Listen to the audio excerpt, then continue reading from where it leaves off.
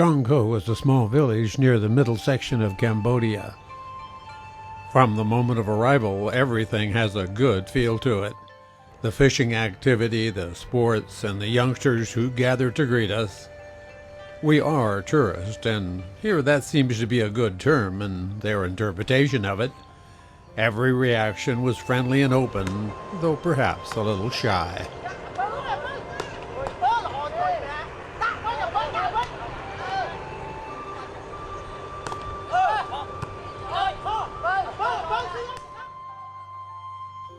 Chongho village is part of a 5-village commune on an island in the Mekong. It has an interesting pagoda and small monastery. The entrance gate is beautifully decorated and the grounds are meticulously clean. The resident monks seem as interested in us and our cameras as we are of them. Picture okay? Yes.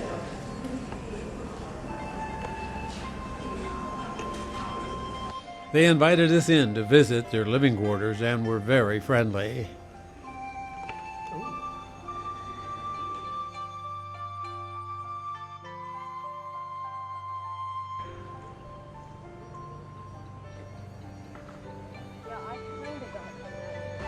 The vendors did not push, but always welcomed our interest. This was a short visit with a somewhat different decor. What was consistent was the open welcome and smiles from the local people and monks.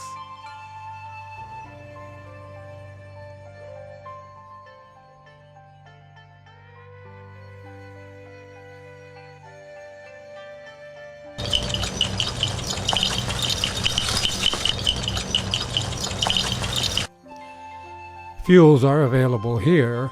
It's hand-pumped, and the choices are kerosene or regular gasoline, filtered through a chamois cloth and pumped the old-fashioned way.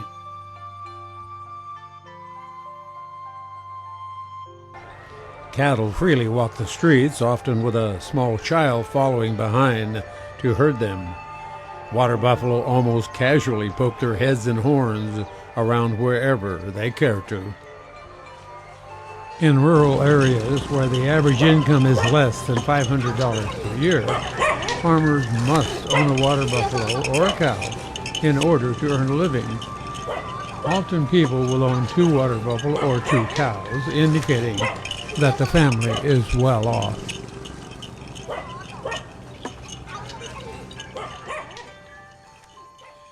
Water buffalo are part of society in Cambodia. They are not often afield with other livestock.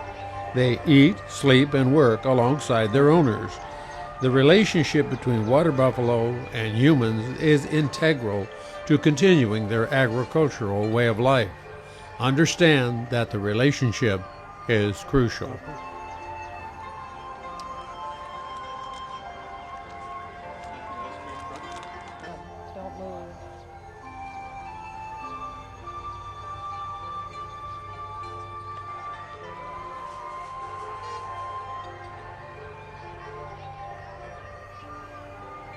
Don't move.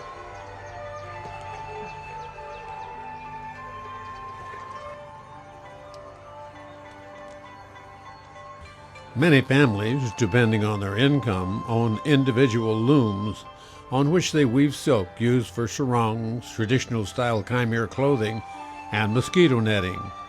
Homes are well maintained and organized, and the villages appear very healthy. Our captain was most interested in the people and our activities and went on several trips with us. The great smiles and shyness of the people made us feel very welcome.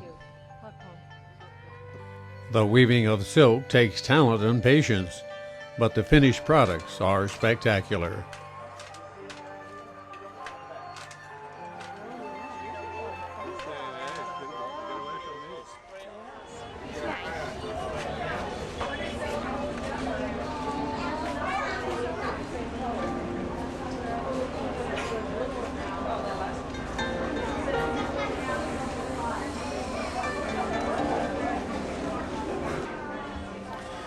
Local handicrafts are sold at the nearby school in a cooperative.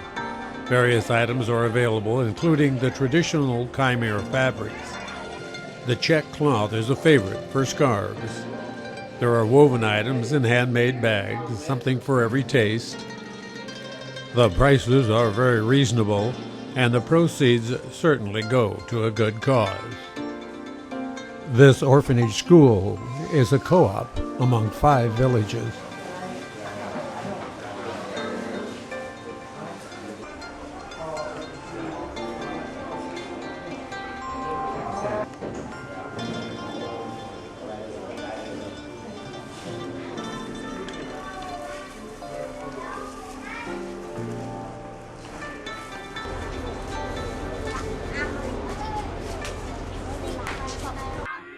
We get the special treat of a goodbye song from the local children.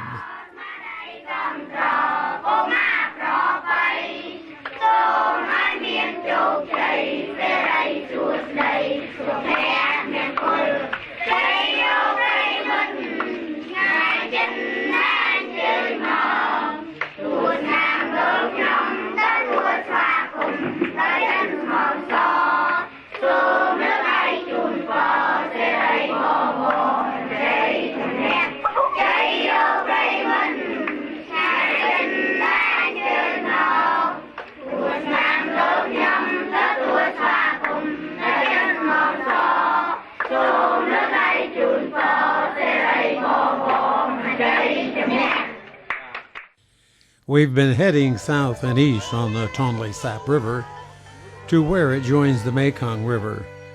We now head upriver a short way to visit Wat Henchey. Wat Henchey dates back to the 8th century with ancient brick structures predating the glory of Angkor. It is a fascinating complex of temples from all periods of Khmer art and is a working monastery as well. The people here, including many monks, are reserved yet quite friendly and have a ready smile, and some have cell phones.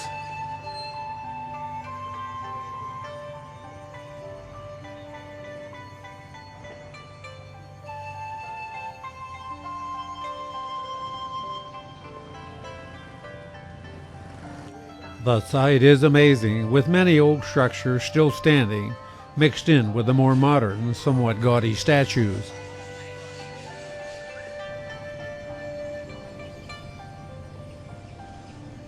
They depict mythical heroes and creatures, wild and domestic animals.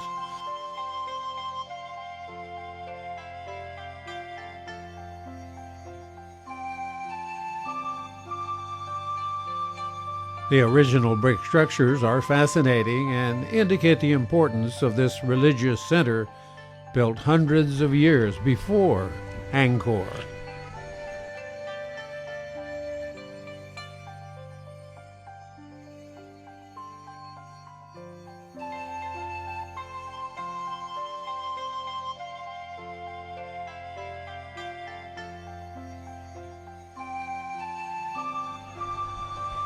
Wat Henchey sits atop the hill with great views over the Mekong River. A long staircase down will lead us back to our ship.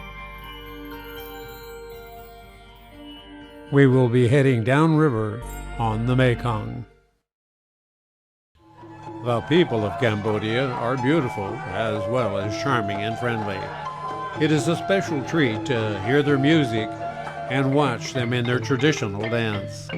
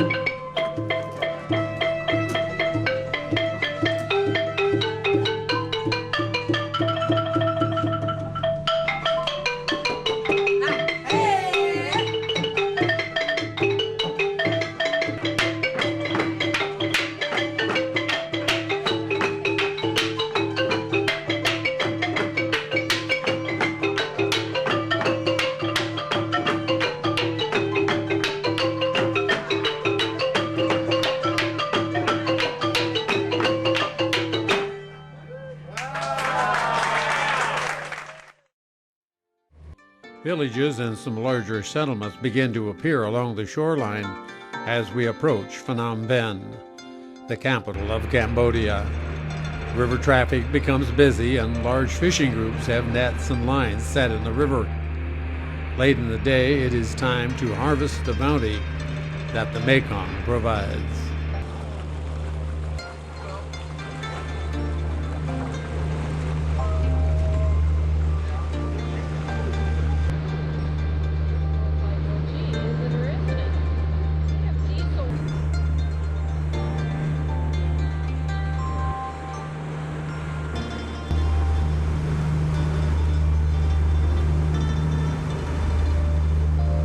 This new bridge, one of only two on the Mekong, is almost completed. It is being funded by the Chinese, Cambodia's largest investor. Another bridge, further downriver, is in the planning stages.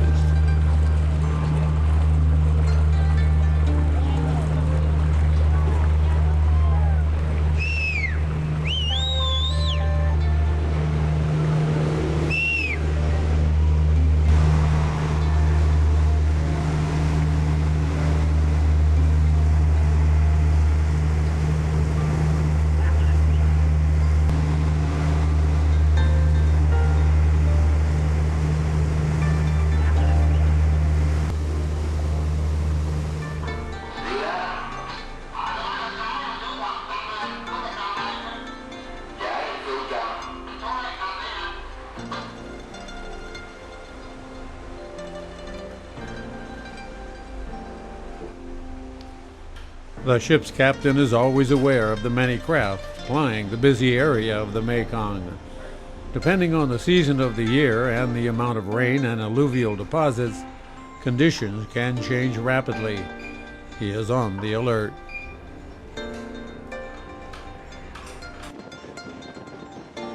A ferry boat crosses. A dredge works 24/7 to remove river silt. We are passing the Royal Palace. We will stop there for a visit.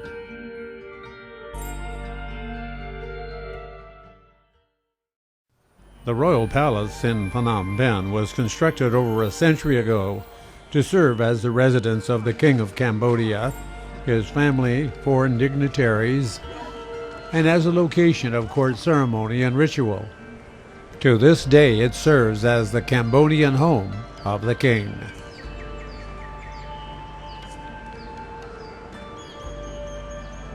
The grave-carved stone memorial, or stupa, of King Norodom is the oldest Buddhist religious monument here. It was originally only a simple memorial mound covering relics and ashes of the Buddha. The silver pagoda is not actually silver, more gold and red in fact, and quite ornate on the exterior, even by palace standards. It is so named because its interior is tiled with solid silver.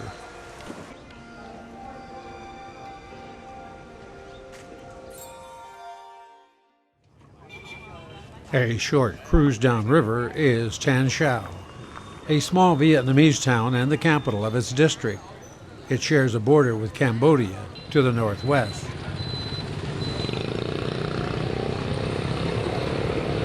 Tan Chau is located in the Mekong Delta, where the land is crisscrossed by many canals. It is a significant agricultural center and produces large quantities of rice. The population density in the Mekong Delta is relatively high, especially in the many villages along the canals of the delta. The market streets are narrow and they are busy as shoppers come and go.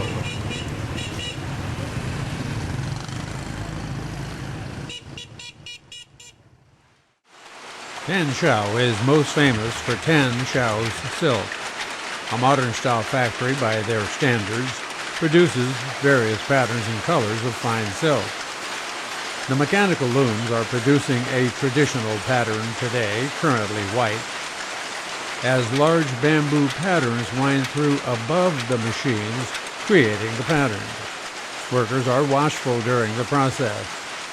The finished product samples are beautiful when dyed, their various colors.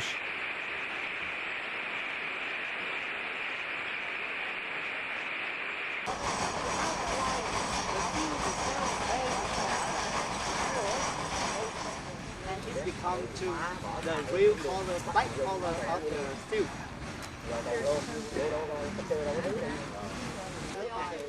This area is also known for the special silk called Heavenly Beauty, which is dyed a deep black.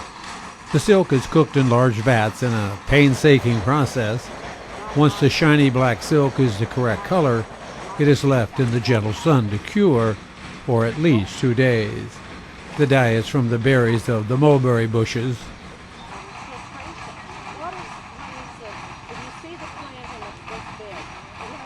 The roll of silk is pounded, we're told, for up to an hour to make sure it is dried out completely. And fingers? Ooh, I don't know.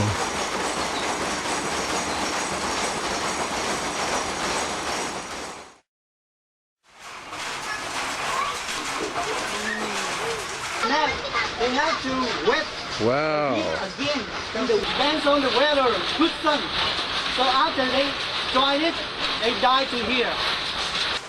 Another enterprise doing quite well is mat weaving using sedge, reeds, or grasses. The dyes of various colors are cooked in. Weaving is by hand in a cooperative fashion. Unfortunately, it is a tradition that is rapidly declining. There are also mechanical looms producing some more intricate designs.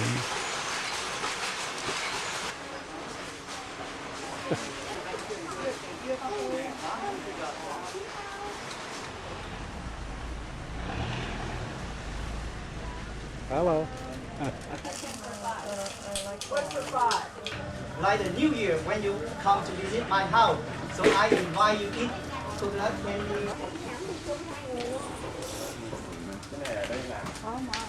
Okay, so before she make the rice paper, she have to choose good quality of rice, a little bit sticky.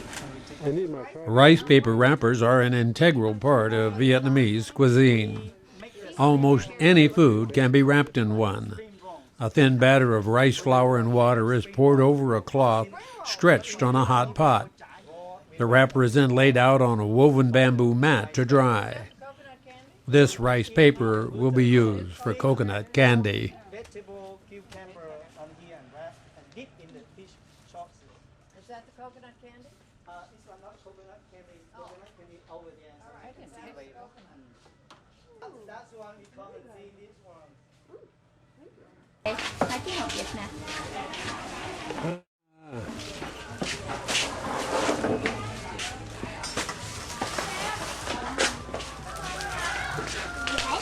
Để chờ tao như thật nha. Gì vậy? Rice cakes are also prepared here, many with nuts and other candies, something to suit everyone's sweet tooth. You'll see all of this and more on an AmaWaterways river cruise.